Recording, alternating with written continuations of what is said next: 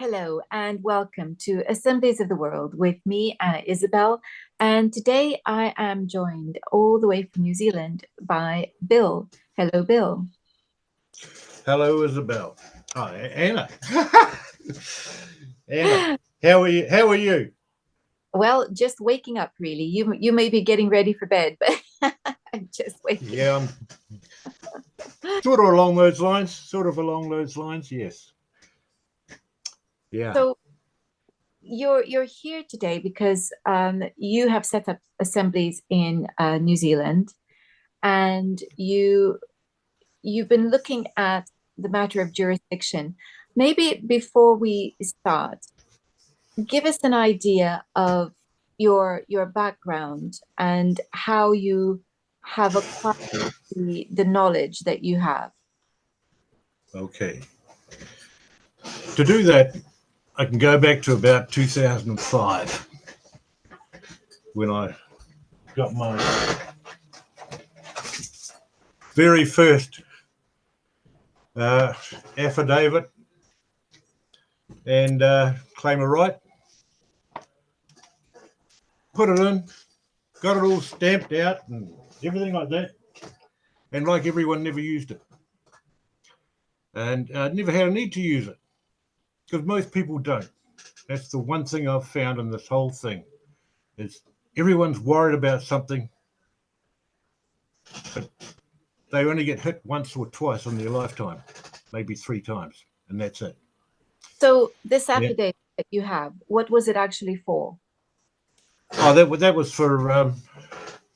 I'm part Maori, so it was a Maori one, and it allowed me to basically stand on the land in New Zealand for travelling, for doing whatever I wanted to do.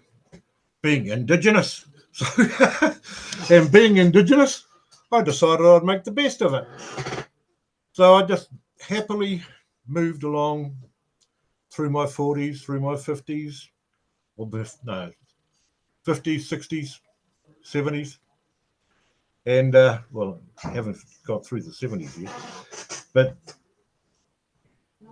then when I seen the lockdowns and what was going on, uh, I was moved to do something about it. Contacted a good friend of mine, Mark. I'll tell you about him later. And we decided to put the assemblies in New Zealand together, the Common Law Court. And as such, we started them up. And the last number we had was 25 odd different assemblies all around New Zealand. Some of them small, 20 or 30 people. Some of them larger, 80, 100 people. Some of them even larger than that, 150, 160. And a lot of people were perturbed by the situation they've seen in Wellington, where people went there and had a bit of a to-do, a demo. Basically, waited there for a week and were then attacked by the police. And that's all I can say it was attacked. Because I watched the whole thing on television, because I can't get around, I'm on a walking stick. And my wife is also disabled, so, that buggers me for running around and doing what I'd like to do. But still, the one thing I can do to help is to get the jurisdictions out there, or get the jurisdiction out there. Now it's changed quite a lot, and I'll talk about that later. But the get people to realise the fact that they don't need to pay these accounts. They're only notices. It's only a notice, guys. For God's sake, throw it in the fire. It's basically what I do. And when they complain again the second time or the third time, we send them back what we call the agent in commerce. Agent in commerce is a particular. I have my little book here, which has got all the stuff in. And it's just a particular document, which just explains to the police whether they pull you up on the road or whether they want to bill your car for parking in the wrong place. They're either an officer or an agent in commerce, and they work for a company. The company, being registered in America, is an unlawful entity. And they don't know this. They have no idea of it. When it's pointed out to them, the last question at the bottom of the page is called, "Do you understand?" Preceded by the fact that in the New Zealand Bill of Rights Act, you don't have to answer questions. So that suits me right down to the ground. And tell them, do they understand? If they do, goodbye. We've got no more business. So you use the word jurisdiction, and I think that needs some careful explanation because we hear that word quite a lot. And so it gets confusing because we think jurisdiction means one thing, but it turns out that there's more than one jurisdiction, and the whole thing gets very confusing for the average person. So can you break that down very clearly as to what jurisdiction means and why we have more than one jurisdiction? Okay. Jurisdiction. Now, I term myself sui juris, which means I'm a free man. The jury, juris or jurisdiction, two words, compounded into one, and meaning the people speak, the people's voice, or the voice of the jury. So that's all it comes down to.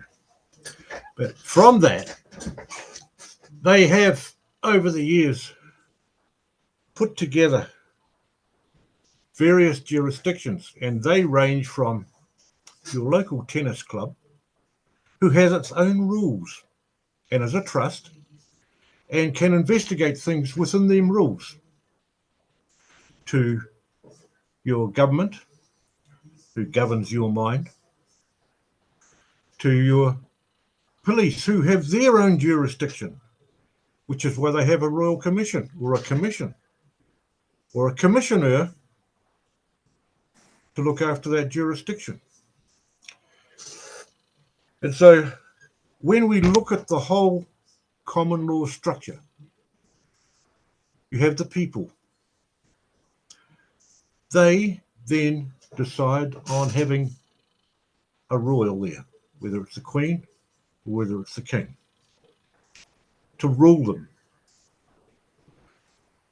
Then comes the governments, or actually before then, in New Zealand anyway, comes the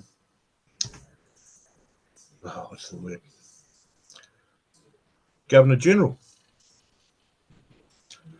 who allows government to rule. So the government's about 3 or 4 down, and they do not make law. They make acts, they make statutes, they make rules, and as we all know, they make mandates, which we don't take any notice of anyway. Yeah, you see them even today, they're still walking around with their masks on in the shopping centre, and we walk past them and give them a wink. Oh, enjoying it, mate. You know, give them a hard time. Still, so that's their structure. Now, that's the English structure. When you go the other way on it, the Indigenous way, we have a different structure. And that is within, and I speak only, I don't speak for Māori, but I speak as through my view of Māori and my own particular tribe, that we have a tribal structure, and the people, as the same as the others, make I won't say the royals or the ariki as we call them. There's only one ariki in New Zealand, and he's made by the people. And they were made at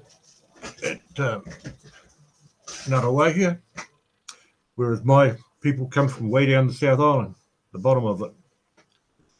And so the people recognise them as rangatira. Now that's the people's recognition. If they're not rangatira, they lose automatically. They lose their ability to, or authority. Let's put it that way. They lose their authority. So that's the structure of that jurisdiction, and that jurisdiction will walk anywhere. The same as what you have in England.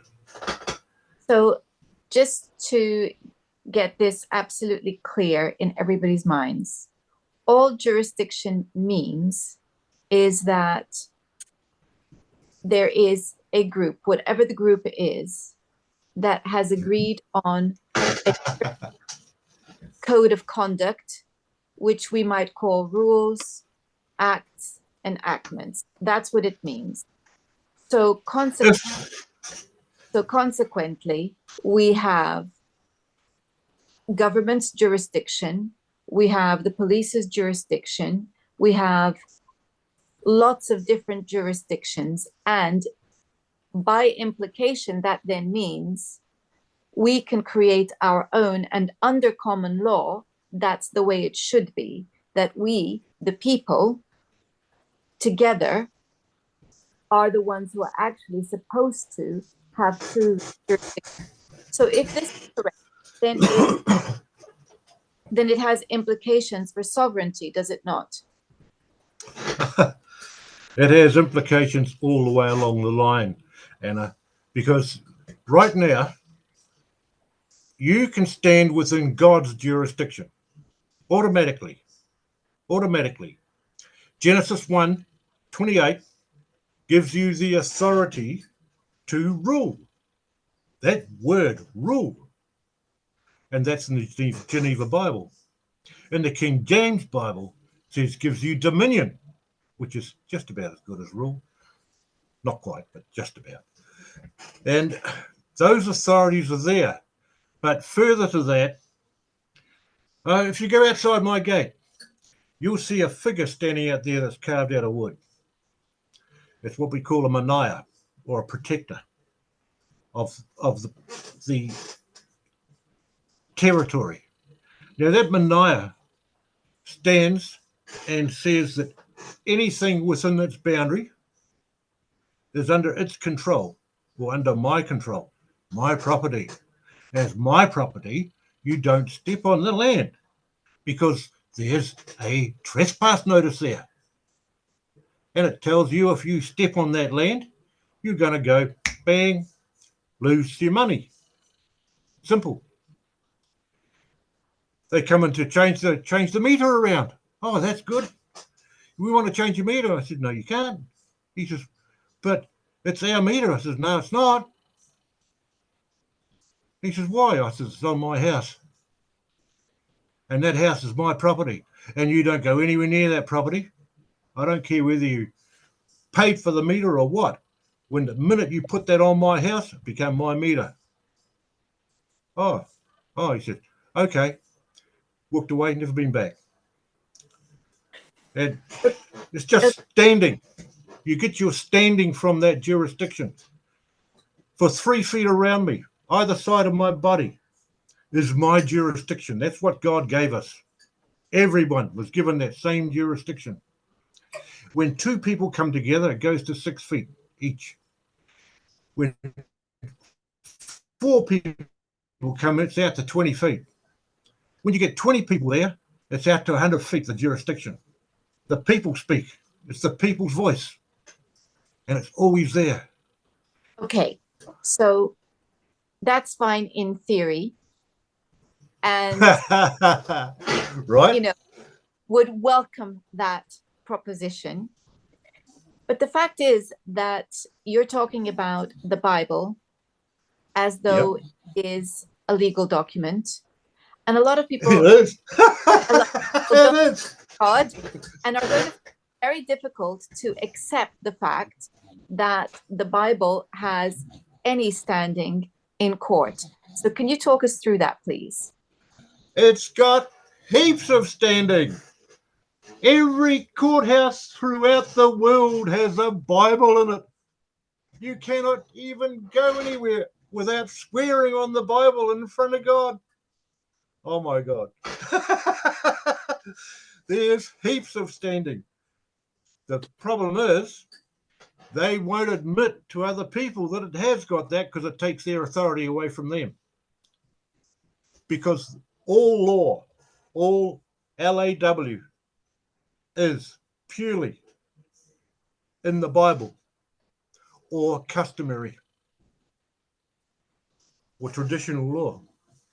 Okay, so what we're saying is that the foundation of the legal system in the West, at least, has its foundation, it's rooted in the Bible, because those are the precepts, the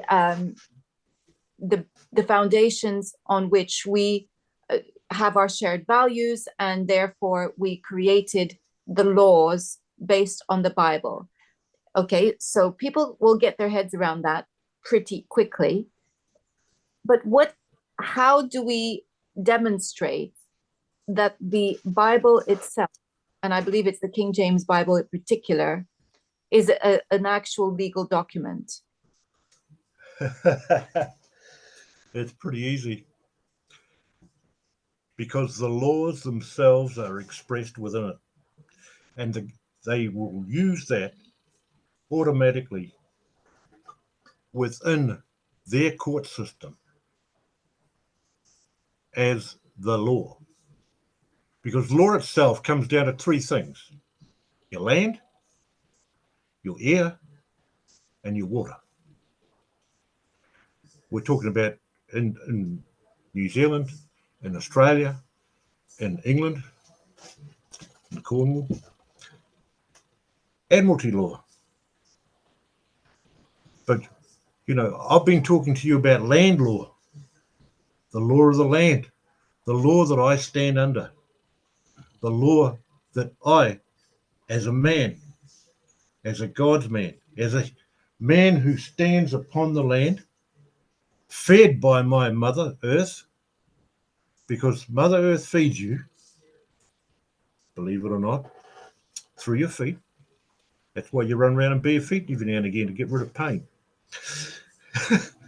And when you get to 75, I tell you what, you get a lot of pains. But all of those are there. Is it been passed by Parliament? I don't know. Ask John. The reason why I say ask John is because he's running it over there. He's the man who's got his foot on the ground over there. I've got enough tools in my tool belt to say, well, it doesn't matter what you say. You've got no authority there. If you walk into Parliament in New Zealand, sitting in front of Parliament, right outside the doors, are two great big tall Maori carvings. They think they look lovely. They really do. But to me, more than that, because those carvings say, this is my territory. And in so doing, it's my authority sits there. And that's how we can use things like the po whenua, as we call it, or the carving totem pole, like you would put it down. You got two of them sitting there, one masculine, one feminine. Oh, beautiful. Thank you very much. You recognize the ladies, you recognize the gentlemen. That's good. Now, start recognizing me, because I'm standing under them. You've got a problem. And it's the same things with you guys. I said to Nick some time ago, I said, Nick, you guys are Indigenous. He said, what do you mean? I says, you're Indigenous. You got the rights that all the Indigenous people have. He said, have we? I says, yeah. And I took him through it. I even blasted it through AI. AI says, yep, you got plenty of Indigenous. Doesn't matter if you're Viking. Doesn't matter if you're Scot. Doesn't matter if you're Cornwallian. Well, there's a good word, Cornwallian. um, if you're an Englishman, well, that's different, especially when you've got a Cornwallian around. It doesn't matter. They're all Indigenous if they want to be. And the guys who are coming to England, in their hundreds of thousands, have to stand under your customs, your culture, not their culture. You can bring it along, sure. You can put it in that corner over there, just over there, mate, where we don't want to see it. But you can put it over there and dance around your pole. We don't mind. Well, all of those things are there. There is that saying that when in Rome, do as the Romans do, right? So, and I think again, what you're describing there within that statement, the fact that wherever we go, we stand under that particular jurisdiction, which is the norm of the people created by the people. So, and when you were referring to John, of course, you're referring to John Gilbert, who is one of the founders of the Community Assemblies of the British Isles. So, okay, we have the fact that our law is based on the Bible, and therefore the Bible itself is a legal document. And interestingly, of course, people are asked to swear by the Bible, even in a world that is ruled by materialist themes, That's correct. And which has no, and people who have basically no belief in God whatsoever are still keeping the Bible as the means by which people will swear and that they're not going to commit perjury. So, okay, all right. So we have that. Fine. Again, in theory, this is good. And we can just about get our heads around this when we're dealing with our lot in our individual parliaments, Congress, whatever it is, wherever we are. What do we do when it comes to this treaty that is being threatened to be foisted upon us, where it looks like the jurisdiction of our nations is completely disappearing in favor of the World Health Organization and the UN? So the matter of national sovereignty being dissolved completely, what do we do? And where do they stand from that legal perspective? Okay. First one, when I look at something, the first thing that goes through my mind is you're supposed to have a king there. Whether he's still there or not is another story. But you're supposed to have one. And he's supposed to be there for the people. He swore an oath for the people.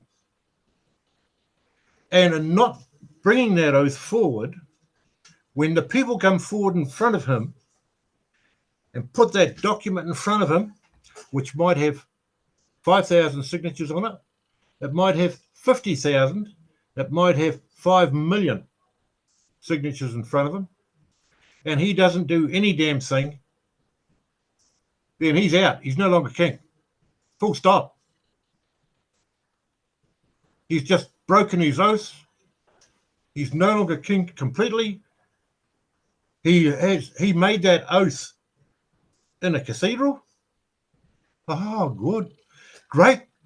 God's going to be sitting right above him. Fred, bring me the hammer. Get rid of this fellow now. Because that's what it comes down to. That's the bottom line. He cannot deliver on his oath.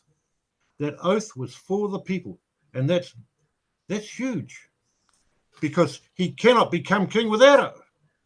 And this is a very important matter because actually, I believe, unless I'm much mistaken, that it would be treason to Yep. sign away the sovereignty of the. Oh yeah. Oh yes. And we can say that as much as we like, but until such time as the people who he has got under his thumb say that no, he's not committing treason. Well, yes, he is. But who controls them? The police. They do. So you've got to take it further than that. You've got to take it to the point where the people can stand in a grand jury of thousands and vote and say no. Then you're in a super grand jury of thousands. They come out by the thousands. They heard the whole thing, and the president of that corporation got nailed. That's Okay. it. He's finished. The people have spoken. Okay, so this is the actual landscape of law in which we stand, but Yeah. which the majority of us do not see, do not know, do not recognize, do not understand, because we have, well, we're lacking the education in this context. Yep. So, okay. So what you're demonstrating to us is that actually, no matter what the authorities say, the power remains with the people when we look Yes. at it correctly under Yes. the prism of common law. But I think a few minutes ago, you actually mentioned admiralty. Yep. So I think maybe you need to explain that term for a lot of people, because you were talking about, you standing on the land, and Yep. there's this term that you brought in for admiralty, which I know Yep. many people understand, the difference between maritime law and common law, but there's a lot of people who don't. So can you explain for us, please? Law of the sea, and all goes. This is a good way of looking at it, where they come along to you and say, "You're a conspiracy theorist, a conspiracy theorist. You're a pirate," and that's what it's all about. Admiralty law, law of the water, the law of ships, the law of the captain. And, we can take it out. Oh, there's 100 different ways in taking it out. But the easiest way to look at it is the straw man. Because when you take the straw man, everything comes together under Admiralty law. The fact that you've got dog Latin there, or pig Latin, however you want to call it, which you can't read according to the Chicago Book of Style or Manual of Style. It's unreadable. It can only be felt and understood by talking. So things like that.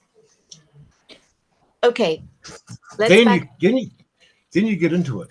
Then you really get into the fact that you said a really interesting thing a minute ago. People don't actually understand, and they don't. The one thing they don't understand is their jurisdiction. Now, as an example on this, I've got a paper here. It's headed up. Are you truly sovereign? And it goes into the body of man, goes into the soul of man, the spirit of man. And it goes down to it. What are you? Do you really know? Does maritime law, who's really working on a boat that's in dry dock, and that's what courts are, they're just ships that are in dry dock. The straw man comes under Admiralty law. Why? Because that's the law that the government used, was the law of the day, and all their statutes and that have been made under that. And although they get broken from time to time, yes, I'm So waiting for you how did to we speak. how did we come to have two different law systems? Why are we operating under maritime law with our parliaments rather than common law? What happened? What happened was they recognised common law as being a part of Admiralty law, but they used common law as cases which had already been concluded, and they had made a ruling on that particular case. Therefore, that become common. That's how they bring common law into it. But to get the truth of common law, you got to go the whole system. You got to go the three parts. The law of air. Law of air is to do with canon law or the Vatican law. Yeah, there's another one. The Vatican law is all about the straw man. The whole thing is about the straw man. And, you know, I've just written out 9 odd pages, but it's just, it all goes back through. Let's take it a little bit back a little bit.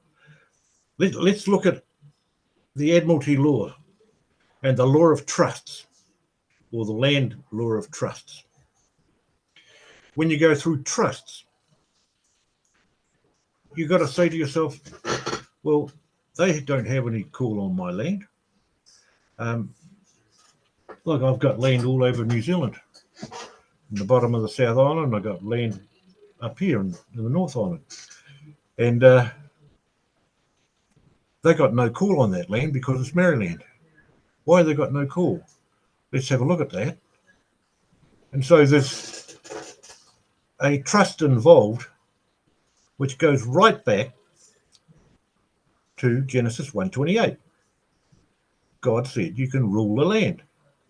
And that's a trust. That's a command.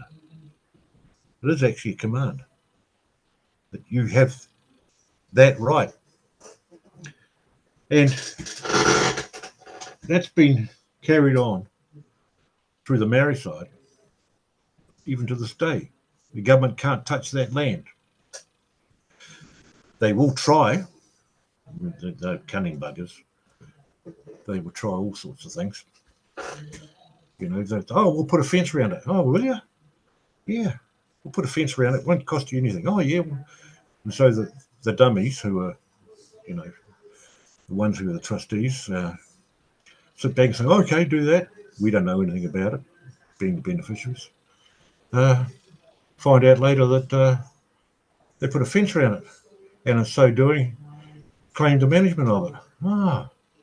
Well, Mary don't mind. We don't have to do anything then. So we'll let them manage it for us. Yeah, that's good. Yeah, we'll let them do that. Next thing to know, they've got a road going through there. Or they've got hunters going through there. Or they're doing this or they're doing that. Oh, I'm not able to shoot that bird up there. Why? Because it's a good bird. We enjoy those ones. They taste really nice. And no, not allowed to do that. So they will, by hook or crook, they will slowly wheedle their way in, one way or the other. And the key is to stop them. And the private trust does that. The private trust takes it right out. The minute Okay, you register it, it's public. all You don't right. want that. Just getting my head around a few things there. So I asked you how we come to have these this separation between common law and admiralty law. Admiralty law is based on common law, which is based on cases, which, okay, we understand that. So, and then you mentioned canon law, which is a separate thing again, and I will come back. Hey, Liz.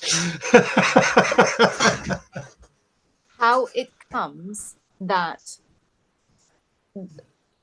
we are paying attention to, or we are using maritime law on land. What is it about maritime law specifically that makes it attractive to those in authority? The SQE, money, the bankers, the straw man. They love it. The biggest thing in any jurisdiction, the biggest thing is to recognize your particular jurisdiction. No one else's, just you, your particular piece of property, whether it's a 1,000-acre farm or a quarter-acre block, or a house that's one of many. You recognize that and you say, well, they don't own it. They can't walk into it. It's none of their business. And then you start doing the right things to get your jurisdiction right. But then you've got to acknowledge the fact that you're still within their jurisdiction. You're still living in it. They will walk into your house whenever they can. They'll try and wheedle their way in, of course. They'll do anything they can to get through that door. Or you can do what some of us have done out here. You can go through a series of steps which creates your own jurisdiction. And like out here, we've done some pretty crazy things, but you know, we stand on that land, whether with a Maori or with a European. To me, it doesn't matter. You know, I'm a bit of half and half. Yeah, I go back to England and all that sort of stuff, but I know where I came from. I know who my ancestors are. So on the land, from the land's point of view, I know all the Maori stuff. From the European point of view, I know all them too. Go back to a number of different people. I won't mention any names because they are big names. But they stand out there, and you know, they might have been in the 1500s. I can go right back through to there in England, or I can go back in Scotland, or I can go back on the Orkney Islands. They're all different parts of my understanding and my jurisdiction, which I have. Now, as a result of that, I had to spend a long time thinking about this. And one of the things that comes to mind is the fact that everyone is moving in vibration to the fifth dimension. And the one thing that they haven't got, and they can't handle it, they can't handle fifth dimensional people, because that takes them outside of their jurisdiction. And I spent quite a bit of time working with this, saying, well, okay, how's it work over there? How's it work in here? Spent a long time. Well, I've been in there many times, but the fifth dimension within itself is a whole different ballgame. And as such, they can't even sail their ship in there because they can't stand the vibration. Okay, let's come back to 3D then. Hey, you're right. Most of us are still here. And yeah, I want to come back to understanding how we are stuck in this maritime paradigm of law rather than Yep. working strictly with common law. And my Right. gleaning from what you're saying is that maritime law is a commercial law, Yep. Yes. which then brings us into the idea of contracts. Yes. So now you've used the word straw man a number of times. I think that's the explanation. Okay. The straw man. When you look at the straw man as a result of the birth certificate, the straw man's created. And as such, they'll take you to the cleaners as much as they can. Okay. You've made a link And, between straw man and birth certificate. yep. What does that, how are they linked? The mother, good old mother, when I was born many years ago, she registered me as being a fellow born in Walker Street, Bluff. And that was then done by the post office. And the post office had fired it through to the government. The government registered me in an all caps name, all capitals. Oh, that's terrible because you can't read that. The Chicago Manual of Law of Style says it's irreadable, not readable. Oh yeah, you better get the Chicago Manual. There's a lot of stuff in that. And as such, well, some of us did. Some people cut their letterboxes down. Others, a bit like me, put a notice on the letterbox. I don't. Have I got one here? Oh, so.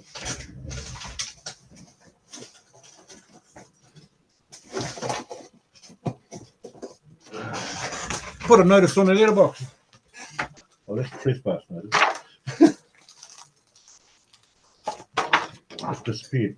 Oh, So well. while you are for your notice, I Here it is. will, right. We will not accept any mail with capital letters in Okay. this letterbox. None. So what I'm saying is that when we are ready at birth, there is a legal name that's created for us, which is in capital letters. Is that correct? Yep. That's what's Yes, referred that's to man. you didn't even. I didn't need to tell you about that. You already knew. I may well have done, but I'm also wanting to help those who are new to this concept and this idea. So, Right. so this is what we refer to as the straw man, and That's right. it is a legal entity, but That's right. we're Belongs to the government, not to you. exactly. So we're making a distinction between us in in a bodily form and a legal Yes. entity that's been created Yes. without our knowledge, and that happens the moment we're registered, so that there is Yep. a distinction then to be made between us as individual human beings Yep. and the legal entity that's been created, which Yes. is by the authorities recognized as the name written all in capital letters. Okay. Yes, that's correct. So I can hear people all around going, so what? Right. They can do that as much as they like because at the end of the day, the authorities are going to collect their ticket anyway because that legal entity is public. You are in the private. And the difference between the private and the public is just huge. A private man can stand on their own feet. a private man can give their weight towards getting rid of a councillor or whatever. 10 private men will probably get rid of him. 20 will. That's the way it works. 10 public people, persons, because we don't like the word person, a person is despised by God. Romans 2:11. God does not like persons. Yeah, go and look it up. So as a person, that's why I don't use that word. I'm not a person. I'm a man of God. I'm a man who was born upon this land of God. Yes, my father might have inseminated my mother. That's a different story. But at the end of the day, what do I respond to? My birthright. My birthright is mine. It does not belong to the Vatican, because the Vatican owns that straw man. The government sell that, create a bond. Yeah, they create a bond worth millions of dollars. They sell that to the Vatican. The Vatican then says it owns you, body, soul, and mind. No. Well, as far as I'm concerned, no. Because I've got a bit of knowledge about it. But that's the way they create that straw man. Now, you can stay within the public for all you like. It doesn't really worry me. I stay in the private. For God's sake, everything's private. My car's got no number, or got an old number plate on. Well, a homemade one, actually. But, Assembly of Common Law, New Zealand Common Law. I drive down the road with that. I don't worry about a license. None of that sort of stuff. Why? Because I'm private. I'm not in commerce. I'm not driving my vehicle down the road, my car, my conveyance down the road in commerce. Anyway, Jake, if you want to come up here and give me a hard time, I'll give you a cease and desist order. No problem. All right. Because you're here to take me out. Okay. So canon law is church law, as in Vatican. Yep. And I mean, having, grown up and gone through Catholic schools, I know that canon law is church law. And yet, Henry VIII did away with, the Catholic Church in this country. What are we still doing? Connected with canon law. That happened, Bill. Tell us. Yeah, I wouldn't have a bloody clue. It's your parliament, not mine. Okay. But as I understand, I think it was Queen Anne. I think around about that time, brought it back in. She might have been a Catholic or something. But yeah. So, okay. So basically, all roads lead to Rome. Oh yes, they do. Okay. All right. So what we've established then in our conversation today is we've established that we are sovereign and that common law would recognize that personal sovereignty. We've recognized that there are different jurisdictions and that we need to choose which jurisdiction we stand on. Yep. And that as human beings, men and women. That's better. That we have certain rights given by God, that the Bible is indeed a legal document. Yep. And yes, we must remember, of course, that the king, who is supposed to be, all about the law, is still actually crowned and swearing an oath in a cathedral, as you pointed out. So therefore, there is still this legal document, which is the Bible. And the reason that common law is, or the recognition of our rights under common law is being eroded, is because commerce has stepped in the form of admiralty law, which seems to be the jurisdiction that is being widely applied in Parliament with all the acts and etc. that's enacted. And that as part of that commerce, there are links with canon law and the Vatican as well. I think that's quite a lot for people to chew on today. And let us remember also the distinction you made between private and public, and that the names that we are given as legal entities is not who we are as individual people. And that therefore we have the right to separate ourselves, that no, we are private. We are private human beings, and therefore this does not apply to us. Okay, good. Well, that's quite a lot in 1 hour. Thank you so much, Bill. You've got a couple of other things that need to go along with that. One of that is you have Anglo-Saxon descent or Viking descent. You, as people, walked on the land.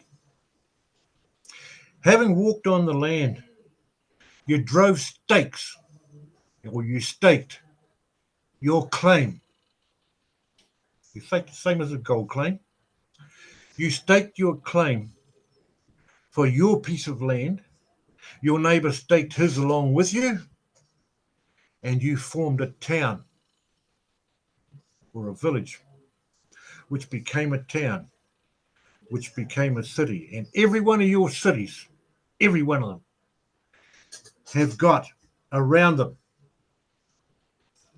big standing stones or stakes. Still today, staking out that claim. The man on the land uses that claim because that's the jurisdiction of the man on the land. You know, and every one of those. Listening to you, I'm kind of wishing somebody had told William the Conqueror about that. Well, maybe Robin Hood's tried to.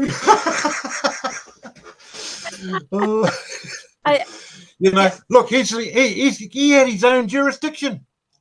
Sherwood Forest was a jurisdiction. They wouldn't go into it because of Robin Hood and his band of merry men. They're probably all drunk.